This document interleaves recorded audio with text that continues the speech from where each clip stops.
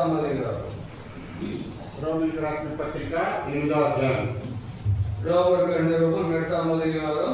రోమిలకు రాసిన పత్రిక 8వ అధ్యాయము 32 నుండి 40 వరకు 39 వరకు మారి వాసిస్తాం.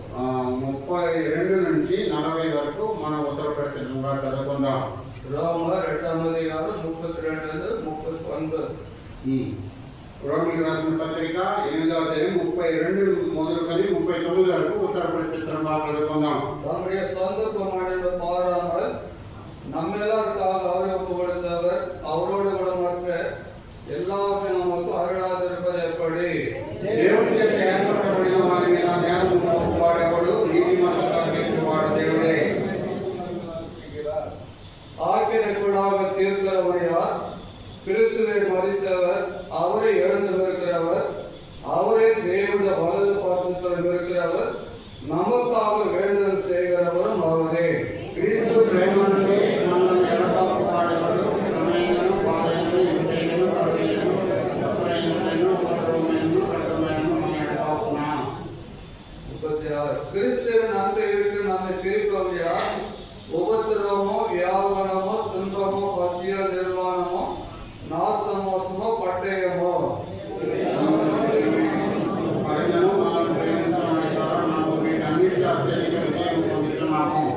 மரணமானாலும் ஜீவனானாலும் தேவதூதர்களானாலும் அதிகாரிகளானாலும் வல்லவர்களானாலும் நிகழ்காரிகளானாலும் வருகாரிகளானாலும்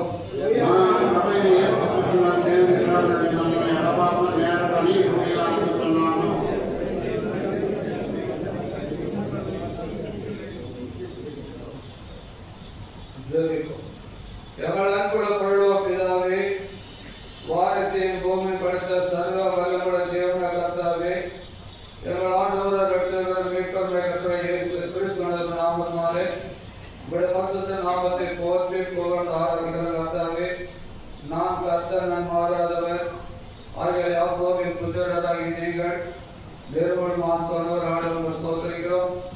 நாங்கள் நிர்மூலமானதற்கு உம்முடைய கிருபை மடையெடுக்கும் வேலை அவரின் காரியங்கள் புதியவர்கள் உமதுமை மகா பிரதேசப்படி ஸ்தோத்திரிக்கிற கர்த்தாவே, உலக தோற்றத்துக்கு முன்னே கிறிஸ்து இயேசுக்குள் முன் குறித்து உமக்கு முன்பாக அன்பில் பரிசுத்தப்படுவதும் குற்றம் மற்றோட இருக்கும்படியாக எங்களை தெரிந்து கொண்டபடியாலே ஸ்தோத்திரிக்கிற கர்த்தாவே, உங்களுடைய சுயரத்தத்தினால் எங்களை சம்பாதித்துக் கொண்ட சபையாளர்களை மாற்றி உங்களுடைய அருமை குமாரரும் மாற்றி இந்த நாளில கர்த்தாவே, இந்த சீயோன் ஆராதனை வீட்டில கர்த்தாவே, இந்த ரத்தத்தினால மீட்கப்பட்ட பிள்ளைகளாக உங்களுடைய சபையில் கூடி துதிக்கும்படியாக உண்மை ஆராதிக்கும்படியாக உங்களுடைய பரிசுத்த நாமத்தை ஸ்தோத்திரிக்கும்படியாக கிருபை தந்தபடினாலே ஸ்தோத்திரிக்கிற கர்த்தாவே, கௌரவமான பாவிகளை இருந்தவர்களை கர்த்தாவே மன்னித்து கர்த்தாவே உமக்கு சொந்தமாக்கிறபடினாலே ஸ்தோத்திரிக்கிற கர்த்தாவே, இலவசமாக உங்களுடைய கிருபையினாலே நீங்களுடைய ஆவுடைய கிருபை தந்தபடினாலே ஸ்தோத்திரிக்கிற கர்த்தாவே, தேவனில் வாசிக்கப்பட்ட வேத பதிக ஸ்தோத்திரம் கர்த்தாவே, சபை நடுவே வைக்கப்பட்ட உங்களுடைய அன்பின் செலுத்துக நன்றி சொல்லி ஸ்தோத்திரிக்கிறோம். உண்மை எங்களை நான் ஆராய்ந்து பார்த்து தகுதியாக பங்கு பேர தேவனுடைய கிருபை காண்பிக்கிறோம்.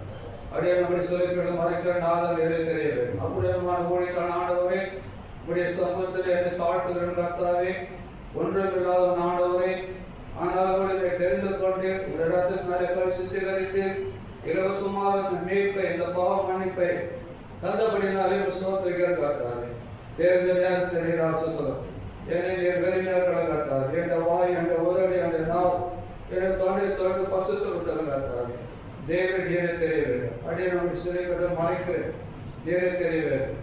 இங்கு கூடிக்கிற யாரும் கர்த்தாவே, சிறுவர் அறையப்பட்ட ஆண்டவராக இயேசு கிறிஸ்து மாத்திரம் நோக்கி பார்த்து பிரகாசப்படுத்ததாக தேவன் உதவி சொல்ல கர்த்தாவே, அப்படியே ஒரு விஷயம் காட்டு கர்த்தாவே, இங்கே எல்லாருக்காக நான் சொல்லி சொல்லிக்கிற கர்த்தாவே, சபை நடுவே வைக்கப்பட்ட அன்பின் சின்னத்தை கர்த்தாவே தகுதியாக நினைத்து பங்கு பெறுவதே சிறான எல்லா துதிகளை செலுத்தி அந்த காலத்தின் ஆதிக்கங்கள் சத்து கொண்ட எல்லா தடைகளும் ஆண்டவராக இயேசு கிறிஸ்து நாமத்தினால சபை கட்டி எடுத்துக்கொண்டு எல்லா துதி காரணம் மகிமை மாசுத்தரை ரட்சகர் இயேசு கிறிஸ்து நாமத்தினாலே ஸ்தோத்திரத்தோடு வேண்டிக் கொள்கிறோம் பொருளாக பிதாவே. ஆமென்.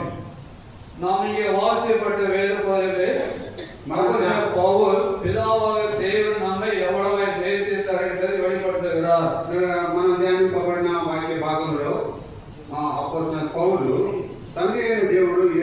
ప్రేమించాడని మనం చూస్తున్నాం. அதாவது 32ஆம் வசனத்தை நாம் கவனிக்கும் பொழுது 32వ వాక్యం మనం కానీ గమనిస్తే தம்முடைய சொந்த குமாரன் என்று பாராமல் நம் எல்லாருக்காக அவருக்கு கொடுத்தவர் அவரோடு கூட மற்ற எல்லாவற்றையும் நமக்கு அருளாதிருப்பது எப்படி?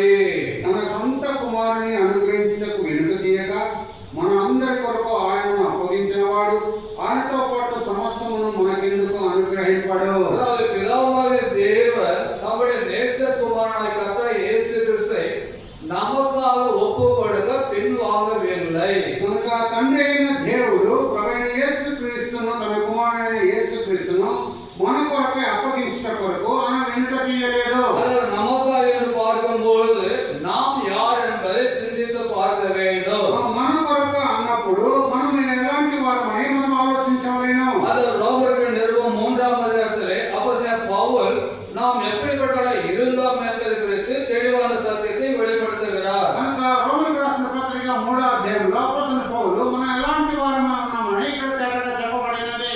ரோமருக்கு நிருபம் 3ஆம் அதிகாரம் 10 15 வரை. రోమీయులకు రాసిన పత్రిక 3వ అధ్యాయం 10 మొదలుకొని 17 వరకు. அந்தபடியே நீதிமான் ஒருவனாகிலும் இல்லை. నీతిమంతుడు లేడు, ఒక్కడును లేడు.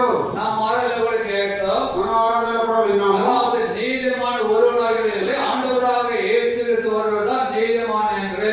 నీతిమంతుడు ఒక్కడును లేదు, అయితే ప్రభువైన యేసుక్రీస్తే నీతిమంతుడు. அது இங்கே வேதம் என்ன சொல்லி தெளிவாக நாம் கூட அநீதிமான்களாக சுயநீதி உடையவர்களாக நாம் காணப்பட்டோம். కనుక గ్రంథము ఏం సెలవిస్తున్నదంటే మనం కూడా అనీతిమంతులుగా స్వనీతిపరులుగా ఉంటున్నాం. இரண்டாவது நாம் கவனிக்கும் பொழுது 16ஆம் வசனத்தில் உணர்வுள்ளவன் இல்லை, தேவனை தேடுகிறவன் இல்லை.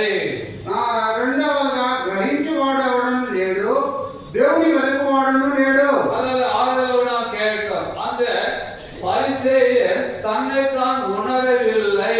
కనుక ఆరాధనలో మనం విన్నాము, ఆ పరిసయుడు తను తాను ఎరగలేదు. ஆனா அந்த ஸ்திரீ உணர்ந்தாள். అయితే ఆ స్త్రీ ఎరిగినదిగా ఉంటున్నది. அதாவது கோரமான பாவியா இருந்தாலும் கூட அவருடைய பாவலை மன்னிக்க வந்தவர் என்பதை அவள் அறிந்து கொண்டாள். ఘోరమైన పాపాత్మురాలుగా ఉన్నప్పటికీ కూడా తన పాపమును పరిహరించడం కొరకే ఆయన ప్రవేశకు వచ్చినదని గమనిస్తున్నాం. அப்படியே நம்முடைய வாழ்க்கையில் நாமும் கூட உணர்வுள்ளவர்களாய் நாம் காணப்பட்டு சுயநீதியை தேடினவர்களாக நம்மை நாமே மேன்மைப்படுத்திக் கொண்டவர்களாய் காணப்பட்டோம். మనల్ని అతిశయించుకుంటూ అనీతిమంతులుగా మనము స్వనీతులుగా మనము జీవిస్తున్న వారమే కూడా మనం కనబడ్డాం. அதேபோல தேவனை தேடுகிறவன் ஒருவனும் இல்லை என்று நாம் பார்க்கிறோம். కనుక దేవుని వెతుకువారు ఒక్కడును లేడని உண்மையாக நாம் தேவனை தேடவில்லை. నిజంగా మనం దేవుని వెతకలేదు. ஆனால் தேவாதி தேவனே பாவிகளாகிய நம்மை தேடி வந்தவர். అయితే దేవాది దేవుడు పాపమైన మనల్ని వెతికి వచ్చినవాడు. அதாவது ரோமர் 8:32 வாஸ்தவனமாக 8:32 మనం தம்முடைய சொந்த குமாரனை பாராமல் நாம் எல்லாருக்காக அவரை ஒப்பு கொடுத்தார். తన సొంత కుమారుని అనుగ్రహించటకు వెనుక చేయక మనకందరి కొరకు ఆయనను అప్పగించినవాడు. அந்த குமாரனாகிய இயேசு கிறிஸ்து பாவிகளாகிய நம்மை தேடி வந்து நம்மை ரட்சித்தவர். కనుక ప్రభువైన యేసుక్రీస్తు కుమారుడై ఉండి కూడా పాపులైన మనల్ని వెతికి వచ్చి మనల్ని రక్షించడానికి వచ్చిన వాడైనాడు. 12வது கவனிக்கும் பொழுது 12వ వాక్యం గమనించినప్పుడు எல்லாரும் வழி தப்பி ஏகமாய் கெட்டு போனார்கள், நன்மை செய்கிறவன் ஒருவனும் இல்லை, ஒருவனாகவும் இல்லை. అందరూ త్రోవ తప్పి ఏకంగా పనికిమాలిన వారై మేలు చేయవాడు లేడు, ఒక్కడైనను లేడు. நாம் எல்லாரும் தம் தம் வழியிலே சென்றவர்கள். కనుక మనమందరం కూడా వారి వారి మార్గంలో వెళ్ళిన వారము. நியாயாதிபதி புத்தகம் நாம் வாசிக்கிறோம். ఆ నీతి సామెతల గ్రంథంలో న్యాయాధిపతుల ఒక గ్రంథంలో చదువుతున్నాము. அதாவது அந்நாட்களிலே இஸ்ரவேலிலே ராஜாவே அவன் தன் பார்வைக்கு நலமான தன் பார்வைக்கு கண்டபடி ஜீவித்தான் என்று பார்க்கிறோம். కనుక ఆ దినాల్లో ఇశ్రాయేలుకు రాజు లేదు, వారి వారి మార్గంలో వారు వెళ్ళినట్లుగా చూస్తున్నాం. அப்படி நாமும் கூட நம்முடைய வாழ்க்கையிலே நம்முடைய சொந்த வழியிலே, அதாவது கரடுமுரடான வழியிலே, பாவ வழியிலே ஜீவித்து வந்தவர்கள். కనుక ఆ రీతిగా మనం కూడా మన యొక్క సొంత మార్గంలో స్వనీతితో మనము ఆ అరణ్య మార్గంలో వెళ్ళిన వారమే ఉంటున్నాము. நன்மை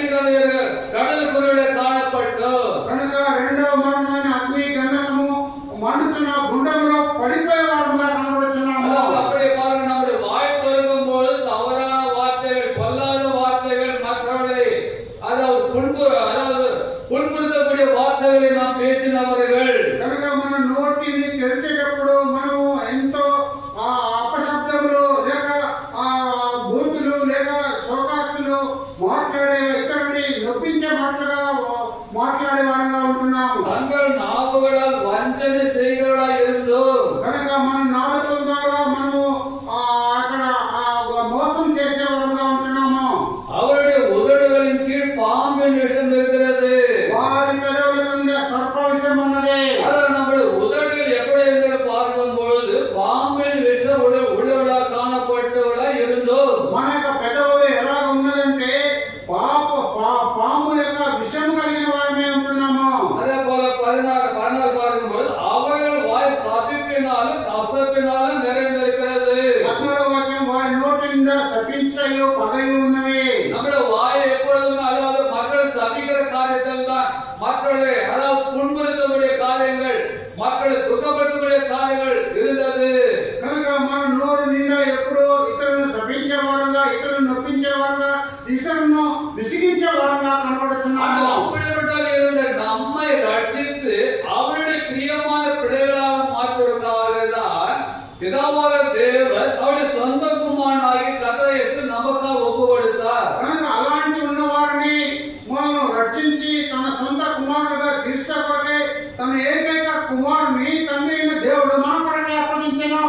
என்ன வாசித்தோம்? தம்முடைய சொந்த குமாரனுடைய பாரம் நமக்காக அவரை ஒப்பு கொடுத்தவர். కనుకనే మనం ఇక్కడ ధ్యానించాం తన సొంత కుమారుని అనుగ్రహించడానికి వెనుక చేయగా మనందరి కొరకు ఆయనను అప్పగించిన వాడు. இப்போது அவர் மூலமாக நாம் என்னென்ன நன்மைகளை பெற்றுக்கொண்டோம், அவரோடு கூட எத்தனை ஆசீர்வாதம் நமக்கு கொடுத்தார் என்று நாம் பார்க்கலாம். కనుక ఆయన ద్వారా మనము ఎన్ని మేలులను పొందాము ఎన్ని ఆశీర్వాదాలు మనము పొందుతున్నామని ఇక్కడ గమనిద్దాం. முதலாவதாக பாவிகளை நம்மை ரட்சித்து அவருடைய அருமையான பிள்ளைகளாக மாற்றுவதற்காக அவருடைய சொந்த குமாரனாகிய கர்த்தர் இயேசு கிறிஸ்து நமக்காக ஒப்பு கொடுக்க அவர் பின்வாங்கவில்லை. కనుక పాపులైన మనల్ని రక్షించి ఆయన మనల్ని తన సొంత కుమారుడుగా మార్చ కొరకే తన సొంత కుమారుని అనుగ్రహించకు వెనుక చేయక మనకు అందరి కొరకు ఆయన అప్పగించాను. இப்போது அவரோடு கூட எல்லா ஈவுகளையும் கூட நமக்கு அருளினவர். ఆయన ద్వారా మనకు అన్ని మేలులను ఈవులను మనకు అనుగ్రహించేవాడైనాడు. அதனால்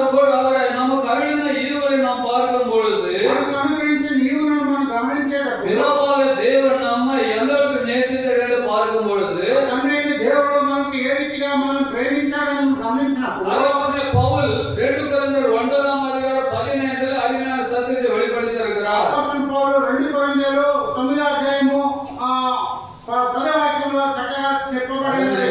15వ వాక్యంలో చక్కగా 2 கொரிந்தியர் 9:15 2 కొరింథీయులకు రాసిన పత్రిక 9:15 தேவன் அருளிய சொல்லி முடியாத ஈவுக்காக அவருக்கு ஸ்தோத்திரம். చెప్ప సత్యము కాని ఆయన వరములను గూర్చి దేవునికి స్తోత్రము. அதாவது ஆண்டவராகிய பிதாவாக தேவன் ఆ తండ్రి అయిన దేవుడు அவருடைய நேசகுமாரனாக இயேசு கிறிஸ்துவை ఆయన ఏకైక కుమారుడైన యేసు క్రీస్తును பாவிகளாகிய நமக்காக పాపులమైన మన కొరకు சொல்ல முடியாத ஈவாக நமக்காக கொடுத்தார். చెప్ప సత్యము కాని ఆయన వరమును మన కొరకే అనుగ్రహించెను. அப்படின்னா சொல்ல முடியாத ஈவு, అది చెప్ప సత్యము కాని వరము. அந்த சொல்ல முடியாத ஈவு யார்? ఆ చెప్ప సత్యం కాని వరం ఎవరు? ஆண்டவராக இயேசு கிறிஸ்து அந்த வரம். ప్రభువైన యేసు క్రీస్తు ఆ వరమై ఉన్నాడు. அதுதான் ஆண்டவராக இயேசு கிறிஸ்து అయితే ప్రభువైన యేసు క్రీస్తు பாவியாக சமாரியஸ்தரிடத்திலே పాపాత్ముడైన సమరయ స్త్రీ యొద్ద அவர் யார் என்பதை குறித்து తాను ఎవరనేది గురించి அங்கே தெளிவாக வெளிப்படுத்தினார். అక్కడ తేటగా బయలుపరచబడింది. யோவான் சுவிசேஷம் యోహాను శుభవార్త 4ஆம் அதிகாரம் 4వ అధ్యాయము 10ஆம் வசனம். 10వ వాక్యము இயேசு அவளுக்கு பிரயத்தனமாக நீ தேவனுடைய ஈவையும் தாவத்துக்கு தாய் என்று உன்னிடத்தில் கேட்கிறவர் என்னார் என்பது அறிந்திருந்தாயானால் நீ அவரிடத்தில் கேட்டிருப்பாய், அவர் உனக்கு ஜீவ தண்ணீரை கொடுத்திருப்பார் என்றார். అందుకే యేసు నీవు దేవుని వరమును నాకు దాహమకిమ్మని నేను అడుగుతున్న వాడెవడో అదియు ఎరిగి ఉంటే నీవు ఆయనను అడుగుదువు, ఆయన నీకు జీవజలం ఇచ్చినని ఆమెతో చెప్పాను. அதுக்கு ஆண்டவராக இயேசு கிறிஸ்து சமாரிய ஸ்திரீக்கு தம்மை என்னவென்று வெளிப்படுத்துகிறார் என்று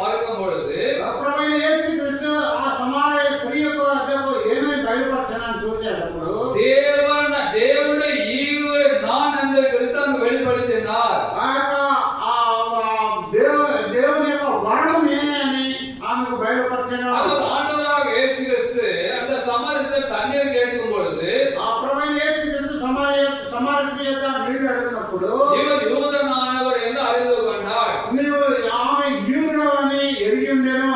ஆனால் அவர் தேவனால அருளிய ஈவு என்பதை அவள் அறியாதிருந்தாள். కనుక అయితే దేవుని యొక్క వరముని ఆమె ఎరుగుకుండెను. இப்பொழுது அந்த சாதாரணமான ஆண்டவராக இயேசு கிறிஸ்து யூதன் என்றுதான் அவள் அறிந்தாள். ఆ యొక్క సాధారణమైన యూదుడు ఆ దేవుడని ఎరిగెను. ஆனால் அந்த ஸ்திரீக்கு ஆண்டவர் என்ன வெளிப்படுத்தினார்? అయితే ఆ స్త్రీకి ఏమి యొక్క బయలుపరచెను?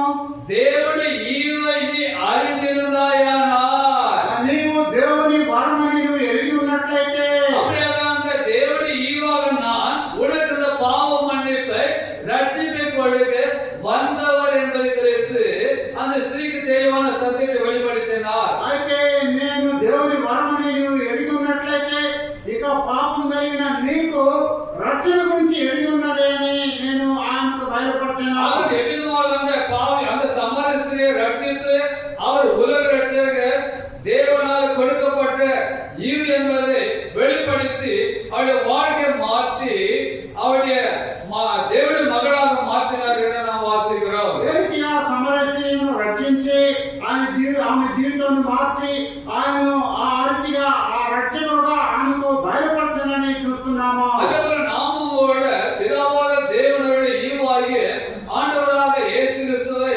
அறியாமல் இருந்தோம். కనుక ఆ రీతిగా మనము కూడా తండ్రి అయిన దేవుని ఆయన కుమారుడు దేవుని వరమని మనం ఎరగకుండా ఉన్నాము. ஆனால் இப்பொழுது அந்த ஈவாகிய நாம் அறிந்து அவரை துதிக்கப்படியான பாக்கியத்தை நாம் பெற்றுக்கொண்டோம். ఇప్పుడు ఆ వరమును ఎరిగిన వారమే ఆయన స్తుతించే భాగ్యమును మనం పొందినాము. அந்த ஈவாகிய இயேசு கிறிஸ்து எதற்காக ஒப்புக்கொடுத்தார் என்று பார்க்கும் பொழுது ఆ వరమైన ఆ ప్రభు యేసు దేని కొరకు అప్పగించిన గమనించినప్పుడు அந்த தேவனுடைய குமாரனாகிய இயேசு கிறிஸ்து நமக்காக கொடுக்கப்பட்ட ஈவாகிய அவன் மூலமாய் நாம் பெற்றுக்கொள்கிற நன்மை என்று பார்க்கும் பொழுது ఆ ప్రభు యేసు క్రీస్తు దేవుని కుమారుడైన వరమని మనం పొందగలం రక్షణని మనం ఎరిగినప్పుడు அதாவது அப்போஸ்தலனாகிய யோவான் இந்த சத்தியத்தை தெளிவாக வெளிப்படுத்தி இருக்கிறார். అప్పుడు యోహాను ఈ యొక్క సత్యమును తేటగా బయలుపరిచినాడు. 1 யோவான் 4వ అధ్యాయం మొదటి యోహాను రాసిన పత్రిక 4వ అధ్యాయము 9వ వచనం. 9వ వాక్యము 1 யோவான் 4:9. మొదటి యోహాను రాసిన పత్రిక 4:9. நம்முடைய ஒரே பேரான குமாரனாலே நாம் பிழைக்கும்படிக்கு தேவன் அவரை உலகத்தில் அனுப்பினாலே தேவன் நம்மேல் வைத்த அன்பு வெளிப்பட்டது.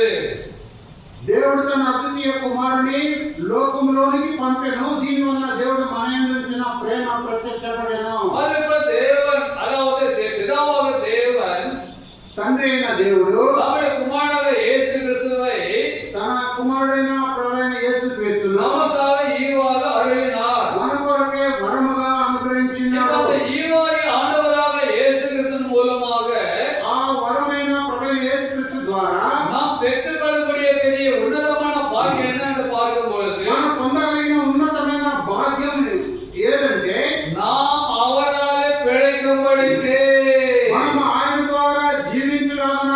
அதாவது இம்மையில அவர் நம்மை பிழைக்க வைக்கிறவர் కనుక మనము ఈ లోకంలో మనం జీవించేవాడు மறுமையில கூட அவரோடு கூட சதாகாலம் பிழைக்கக்கூடிய அந்த நித்தியமான பிழைப்பை நித்தியமான ஜீவனை கொடுக்கதான் பிதாவாக தேவன் தம்முடைய குமாரனாக இயேசு கிறிஸ்துவை நமக்காக ஈவாக அருளி செய்தார். ఆ పరలోకంలో కూడా మనం జీవించలాగున తండ్రి అయిన కుమారుడు తండ్రి అయిన దేవుడు తన కుమారుని వరముగా ఈ లోకములకు పంపెను. இதில் 10வது என்ன பார்க்க பாருங்கள். పదవాక్యం ఏం அது చూస్తున్నారు? 1 யோவான் 4:10. ఒకటి యోహాను రాసిన సువార్త 4:10. நாம் தேவனிடத்தில் அன்பு கூர்ந்ததினால் அல்ல, அவர் நம்மிடத்தில் அன்பு கூர்ந்து நம்முடைய பாவங்களை நிவர்த்தி செய்கிற கிருபாதார பலியாக தம்முடைய குமாரனை அனுப்பினாலே அன்பு உண்டாயிருக்கிறது.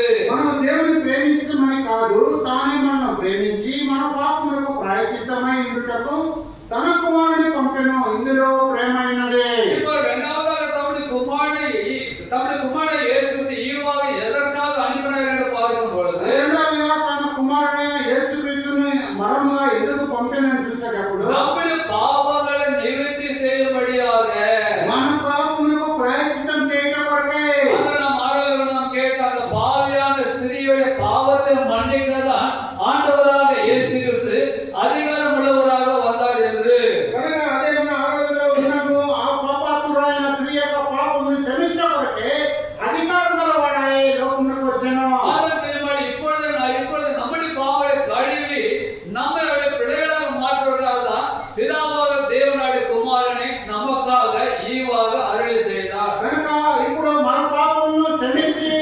మనలో రక్షించ కొరకే తండ్రి అయిన దేవుడు తన కుమారుని లోకమునకు వరముగా పంపినాడు. ஒன்று யோவான் 5ஆம் அதிகாரம் మొదటి యోహాను రాసిన పత్రిక 5వ అధ్యాయము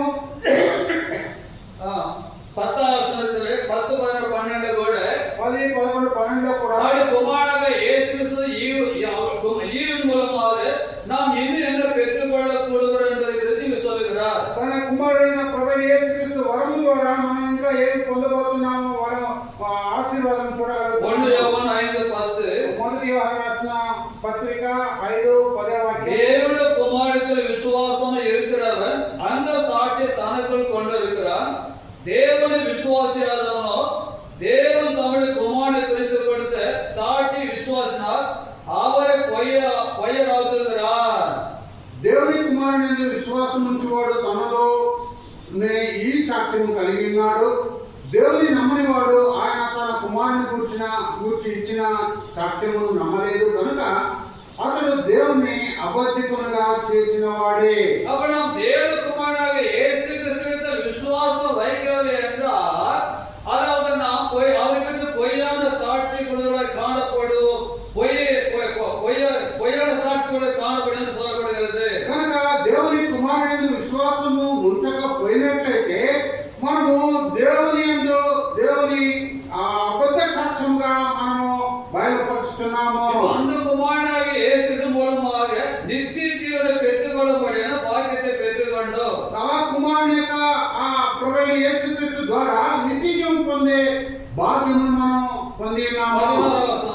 11వ వాక్యము. தேவன் நமக்கு நித்திய ஜீவனை தந்திருக்கிறார். அந்த ஜீவன் அவருடைய குமாரனில் இருக்கிறது என்பது அந்த சாட்சியாம். ఆ సాక్ష్యం ఏమనగా దేవుడు మనకు నిత్య జీవము దయచేసను. ఈ జీవము ఆయన కుమారుని యందు ఉన్నది. அதே போல தேவன் நமக்கு நித்திய ஜீவனை தந்திருக்கிறார். కనుక ప్రభువు నిత్య జీవము అనుగ్రహించినాడు. அந்த ஜீவனை எப்படி தந்திருக்கிறார்? ఆ జీవమును ఏ రీతిగా அந்த దయచేసినాడు? ஜீவனை யார் மூலமே கொடுத்தார்? ఆ జీవమును ఎవరి ద్వారా ఇచ్చాను? அவருடைய குமாரனாக இயேசு கிறிஸ்துவின் மூலமாக இந்த நித்திய ஜீவனை நாம் பெற்றுக்கொள்ளும்படியான பாக்கியத்தை நமக்கு கொடுத்தார். ఆయన కుమారుడైన యేసు క్రీస్తు ద్వారా నిత్య జీవమును పొందగలిగే దయను మనకు అనుగ్రహించాను. அதை ஆண்டவராக இயேசு கிறிஸ்து தெளிவாக இன்னொரு வார்த்தையிலே தெளிவாக சொல்லியிருக்கிறார். அந்த நித்திய ஜீவனை நாம் எப்படி பெற்றுக்கொள்ள முடியும் என்பது குறித்து. ప్రభువైన యేసు క్రీస్తు ఇంకొక భాగంలో ఆ నిత్య జీవమును ఎలా పొందవాలని తేటగా చెప్పబడినది. யோவான் சுவிசேஷம் యోహాను శుభవార్త 5ஆம் அதிகாரம் 5వ అధ్యాయము 24 வசனம். 24వ వాక్యం. அதாவது நித்திய ஜீவனை எப்படி பெற்றுக்கொண்டோம், எங்கிருந்து அந்த நித்திய ஜீவனை பெற்றுக்கொண்டது குறித்து இங்கு தெளிவாக வெளிப்படுத்தி காட்டுகிறார். ఆ నిత్య జీవమును మనం పొందుకున్నాము. ఏ రీతిగా ఆ నిత్య జీవమును పొందుకున్నామని మనం ఇక తేటగా చూడగలుగుతున్నాము. 1 யோவான் 5ஆம் அதிகாரம் 24 வசனம். యోహాను శుభవార్త 5:24. என் வார்த்தை என் வசனத்தை கேட்டு என்னை அனுப்பினவரை விசுவாசனுக்கு நித்திய ஜீவன் உண்டு.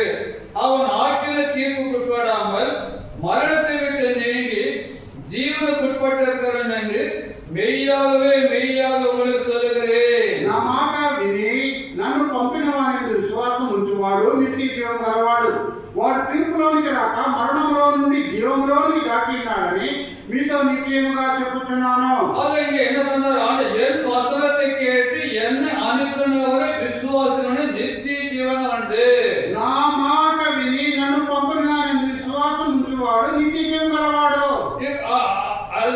அந்த நித்திய ஜீவனை எப்படி பெற்றுக்கொண்டார்? குமாரனாக இயேசு கிறிஸ்துவின் மூலமாக. ఆ నిత్య జీవం ఎలా పొందగలుగుతున్నామంటే ఆయన కుమారుడైన యేసు క్రీస్తు ద్వారా. அந்த நித்திய ஜீவனை பெற்றுக்கொண்ட நிமித்தமாக ఆ నిత్య జీవం పొందిన దాన్ని బట్టి நாம் எங்கிருந்து எங்கே கடந்து வந்திருக்கிறோம் என்பதை தெளிவாக சொல்லுகிறார். మనం ఎక్కడి నుండి ఎక్కడికి వచ్చి చేరున్నామని మనం తెలుసుకోవాలని. அதாவது இங்க நான் பார்க்கிறோம், அவன் ஆக்கின தீர்ப்புக்குட்படாம. కనుక ఆయన తీర్పులోనికి రాకుండా யார் ஆண்டவராக இயேசு கிறிஸ்துவாகிய நித்திய ஜீவனை விசுவாசித்தவருக்கு ஆக்கின தீர்ப்பு இல்லை. కనుక ఎవరైతే ప్రభువైన యేసు క్రీస్తును నిత్య జీవం బట్టి విశ్వసించిన వారికి తీర్పు లేదు.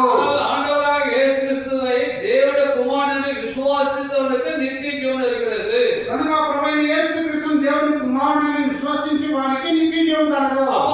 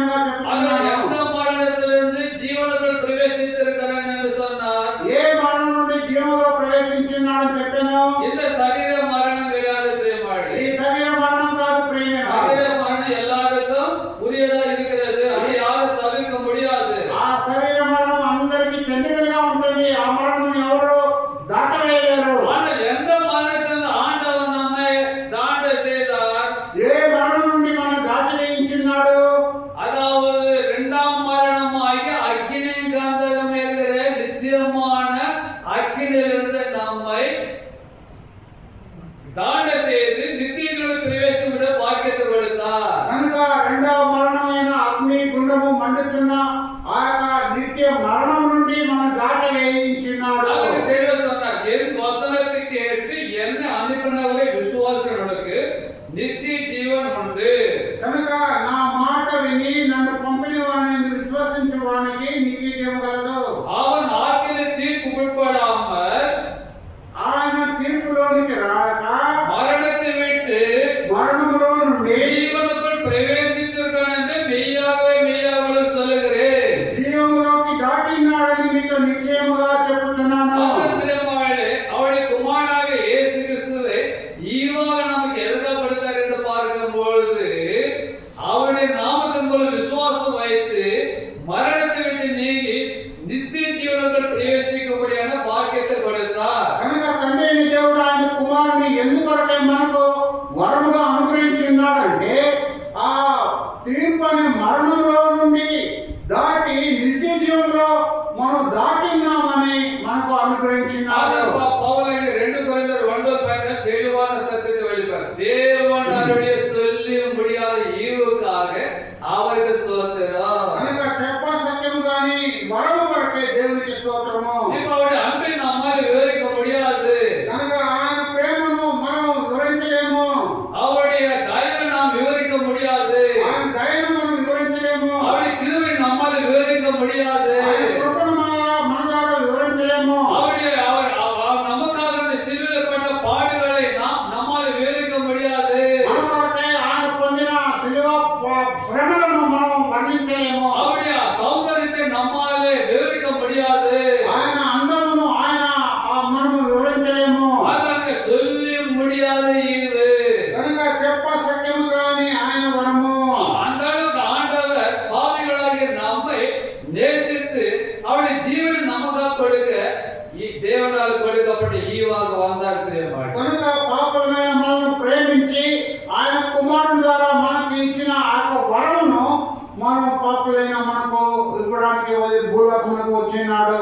இப்போ இன்னொரு காரியத்தை நாம் பார்க்கும் பொழுது ఇంకో కార్యం గమనించేటప్పుడు அவருடைய குமாரனாகிய ஈவின் மூலமாக, ఆయన కుమారుడైన మా క్రీస్తు యొక్క వరము ద్వారా அதாவது ஆசீர்வாதத்தை கூட நாம் சுதந்திரத்தில் கொள்ளும்படியான பாக்கியத்தை கொடுத்தார். ఆశీర్వాదం కూడా మనం స్వతంత్రించుకుని వచ్చిన భాగ్యం అనుగ్రహించినాడు. உலகமும் నిర్గమ కాండము ద్వితీయోపదేశ కాండము உலகம் 16ஆம் அதிகாரம் 16 అధ్యాయము 17ஆம் வசனம். 17వ వాక్యము. அதாவது அவருடைய குமாரன் மூலமாக நமக்கு கொடுக்கப்பட்ட ஆசீர்வாதம்.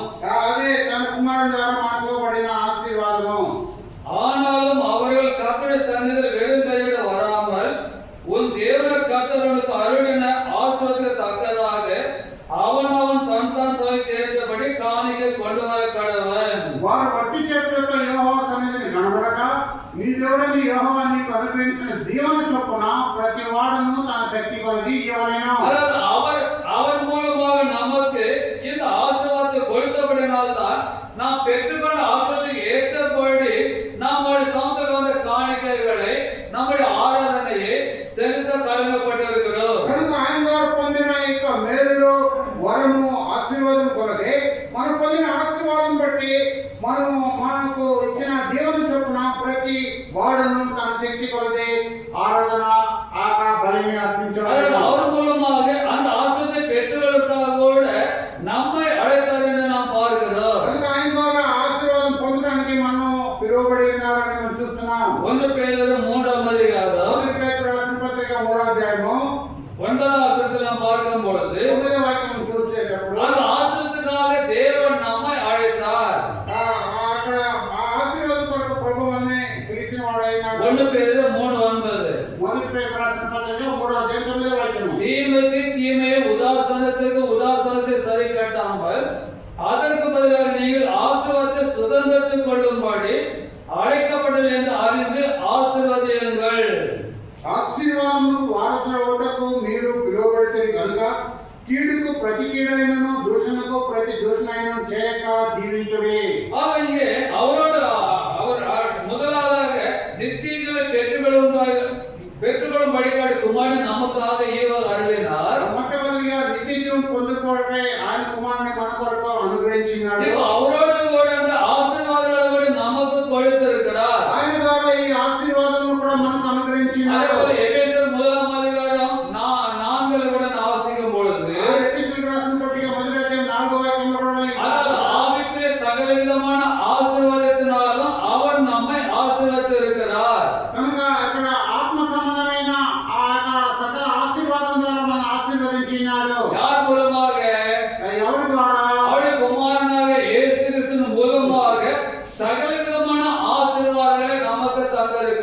ఆయన కుమారుడైన ప్రభువైన యేసుక్రీస్తు ద్వారా సకల విధమైన ఆత్మ సంబంధమైన ప్రతి ఆశీర్వాదమును మనకు అనుగ్రహించారు. அவர்களும் பெற்றுக்கொண்ட ஆசீர்வாதத்துக்காக நாம் தேவனுடைய சன்னதியில் வந்து நன்றியுள்ளவர்களாக அவரை துதிக்க வேண்டும்.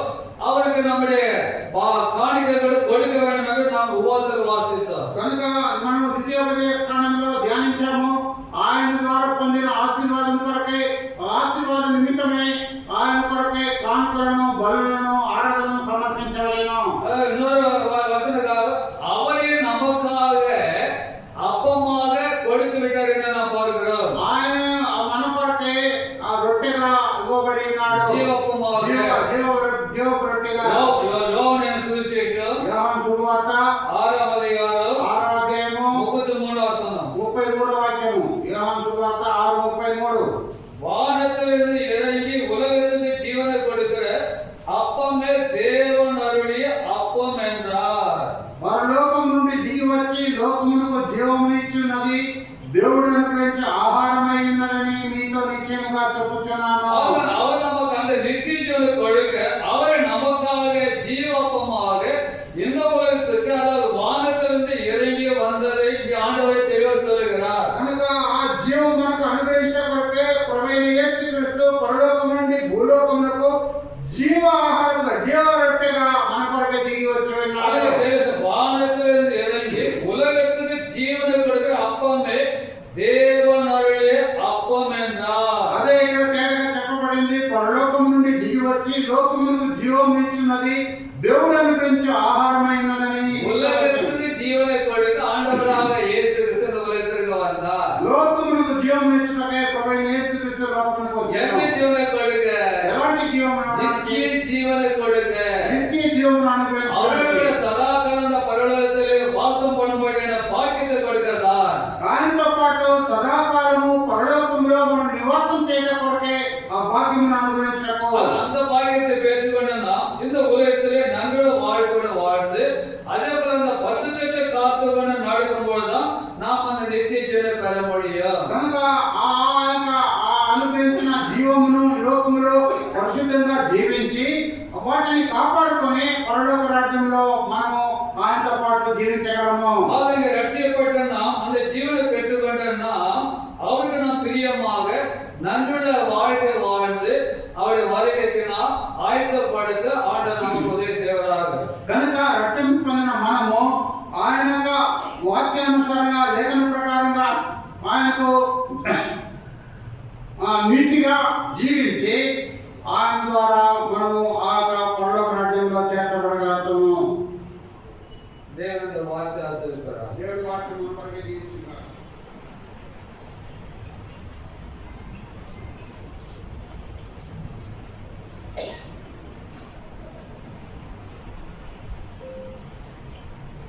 சகோதரி பேபி அவருடைய குடும்பம் இன்றைக்கு நன்றி கூட்டத்தை வைத்திருக்கிறார்கள். సహోదరి బేబీ గారి కుటుంబం ఈ దినం స్తుతి కొడికను వారు కోరుకొని పెట్టుకొని ఉన్నారు. ஏதோ பெரிய பிரசங்கம் செய்ய போறேன்னு தயவுசெய்து பயந்துடாதீங்க. ఏదో గొప్ప ప్రసంగం చేయబోతున్నాం, దయచేసి భయపడకండి. ஒரு வசனம் வாசிச்சுட்டு அந்த அபிகையில் ஆராதனை செய்ய போகிறது. ఒక వాక్యం చదివి అబిగైలు ఆరాధన చేయబోతున్నది. எரேமியாவின் புத்தகம் 33 ఇర్మియా గ్రంథము 33వ అధ్యాయము. அங்கே நாம் வாசிக்க வேண்டிய ஒரு பகுதியை அனைவரும் சேர்ந்து வாசிப்போம். మనం ధ్యానింపబడిన ఒక భాగమును మనం అందరూ కలిసి చదువుకుందాం. எரேமியாவின் புத்தகம் 33 அதிகாரம். ఇర్మియా గ్రంథము 33వ అధ్యాయము. அங்கே 9 வசனத்தை சேர்ந்து வாசிக்கலாம். అక్కడ 9వ వాక్యము కలిసి చదువుకుందాం. நான் அவர்களுக்கு ఇష్టమైన పేరు కాను, నేను వారికి సకల ఉపకారములను గురించిన వర్తమానాలు జనులు విని నేను వారికి మేలు చేసే సమస్త క్షేమాలను బట్టి సమస్తమైన మేలును బట్టి భయపడుతూ దిగులు నందుదురు. ஆகவே சிறைப்பட்டு போன இஸ்ரவேலுக்காக எரேமியா கொடுக்கிற ஒரு அருமையான வாக்கு தத்துவம் చెరపట్టుకొని పోన ఇజ్రాయెల్ ప్రజల కొరకై ప్రవక్త అయిన ఇర్మియా ఇచ్చే ఒక మంచి వాగ్దానం. அவர் காவல்ல வைக்கப்பட்டு இருக்கிறார். ఆయన కూడా కాపలాలో పెట్టబడి அவர் ఉన్నాడు. அருமையான வசனங்களை சொல்லுகிறார். ఆయన చాలా మంచి వాక్యం ఇస్తున్నాడు. 2వ வசனம் எல்லாருக்கும் தெரிஞ்ச வசனம், கர்த்தரை நோக்கி கூப்பிடு உனக்கு உத்தரவு கொடுப்பேன், அறியாது எட்டாவது நான் உனக்கு செய்வேன் சொல்றாரு. తెలుగులో 3వ వాక్యము, నాకు మొరపెట్టము నేను నీకు ఉత్తరం ఇచ్చేదను, నీవు గ్రహింపలేని గొప్ప సంగతులను గూఢమైన సంగతులను నీకు తెలియజేస్తాను. ஆகவே 9వ வசனத்திலே அவர் சொல்லுகிறார், இஸ்ரவேல் ஜனங்களுக்கு செய்யும் நன்மைகள் எல்லாம்.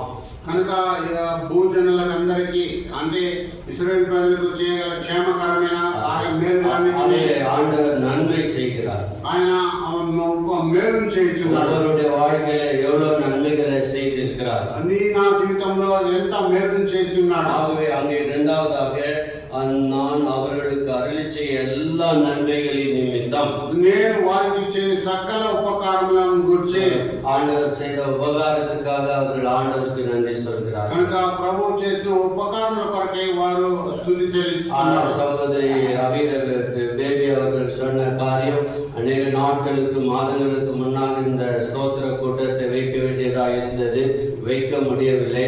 அபிகேலுக்கு சிஇடியில் நல்ல மெரிட் கிடைத்து நல்ல காலேஜில் ஏஐஸ்டி ஆர்டிஃபிஷியல் இன்டெலிஜென்ஸ் பிரான்ச்சில் ஆண்டவர் இடம் கொடுத்தார், தேவைகள் எல்லாம் சந்தித்தார், நன்மை செய்தார் என்று அவர்கள் கூறினார்கள். సహోదరి బేబీ వారు ఇంతకు ముందే శుద్ధి కూడా పెట్టుకోవాలనుకున్నారు.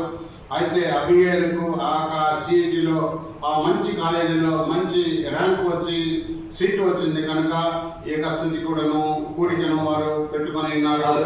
இன்னைக்கு நிறைய பேர் நிறைய பணம் கொடுத்து சீட்டு வாங்குகிறார்கள். அவர்கள் அப்படி முடியவில்லை. ஆண்டவரே வழி திறந்தார், ஆண்டவரே நன்மை செய்தார்.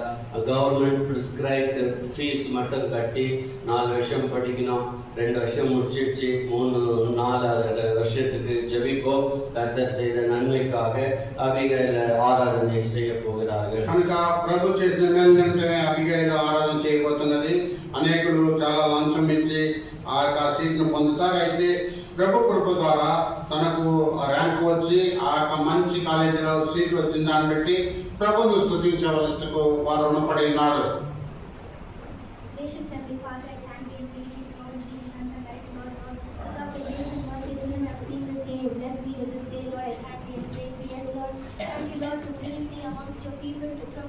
all the great and wonderful things that you've done in my life, Lord. Yes, Lord, without your grace and mercy, this wouldn't have been possible, Lord. Until this minute, you be my refuge and fortress, my strength and shield, my protector and defender, Lord. Until this minute, Lord, you've been my stronghold in times of trouble. You've been my ever-present help, Lord. I thank you and praise you. Yes, Lord, you lifted me out of the slimy pit. You gave me a firm place to stand. You made me stand on a firm ground, Lord. I thank you and praise you. Yes, Lord, throughout these 20 years of my life, you've been so grateful towards me, Lord. I thank you and praise you. Thank you for all the favors that you've done unto me, Lord. Yes, Lord. Yes, Lord, you're gracious and compassionate. You're slow to anger and abounding in love, Lord. Lord, you've been so loving towards me.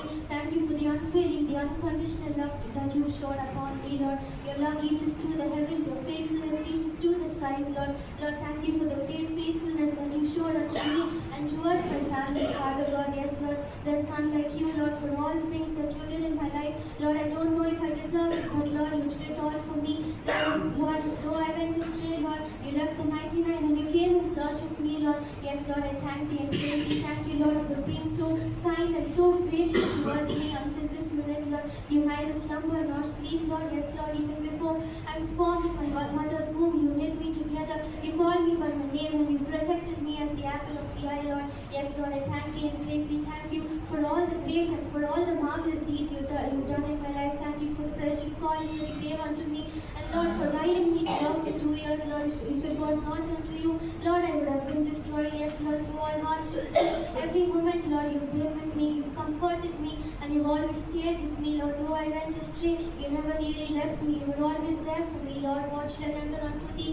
Nothing but lifting up my cup of salvation. I offer the small worship in the precious name of my Lord and my own Savior, Jesus Christ. Amen. அறிவிப்புகளை கவனிக்கும்படி தயவாக கேட்டுக்கொள்கிறோம்.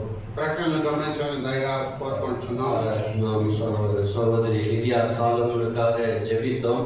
Normal delivery பண்ண முடியவில்லை.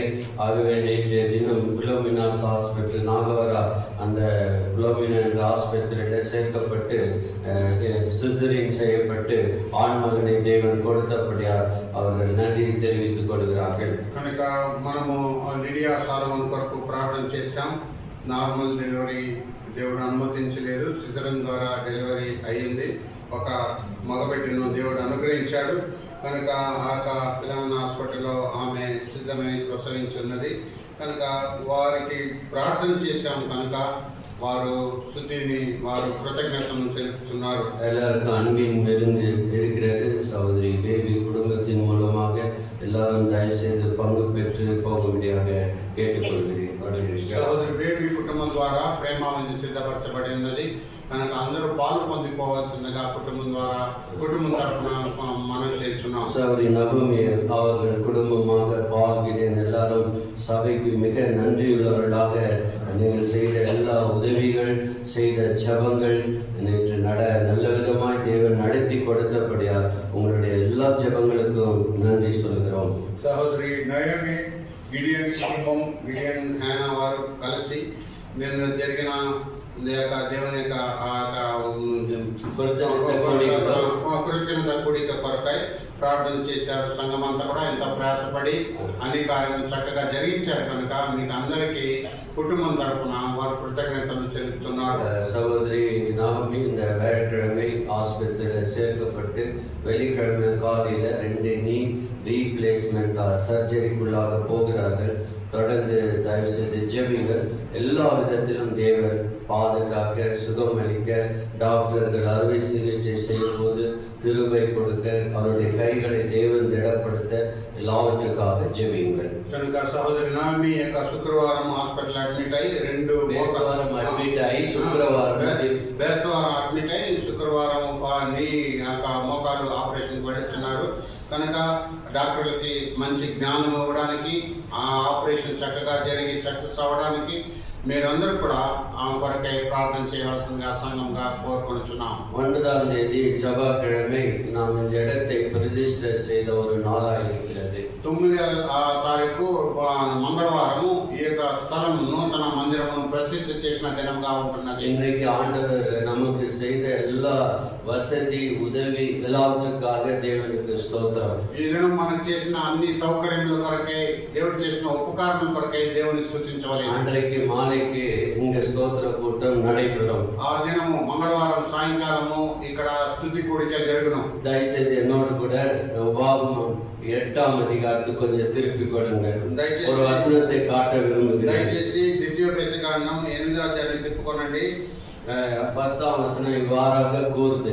10వ వాక్యం ఈ రీతిగా సెలవిస్తున్నది. ஆகவே அங்க ஆண்டவர் இஸ்ரவேல் ஜனங்களுக்கு ஒரு எச்சரிப்பை கொடுக்கிறார். కనుక మోసే ద్వారా ప్రభువు ఇశ్రాయేల్ ప్రజలకు ఒక హెచ్చరికను అనుగ్రహిస్తున్నాడు. என்ன சொல்றாருன்னா, ஆகியால் நீங்கள் புசித்து திருப்தி அடைந்திருக்கையில் కనుక నీవు తిని తృప్తి పొంది ஆகவே ஏப்பம் விட்ட பிறகு இன்னொரு விதத்துல சொல்றேங்க, சிம்பிளா சாப்பிட்டு ஏப்பம் விட்ட பிறகு మనం తిని మనం చేసినప్పుడు அப்படி சொல்றா ஏப்பம் அந்த ஏப்பத்தை விட்ட பிறகு உன் தேவனாகிய கர்த்தர் உனக்கு கொடுத்த அந்த நல்ல தேசத்துக்காக அவரை ஸ்தோத்திரிக்க கடவாய். నీ దేవుడైన యెహోవా నీకు ఇచ్చిన మంచి దేశం బట్టి ఆయనను స్తుతింపవలెను.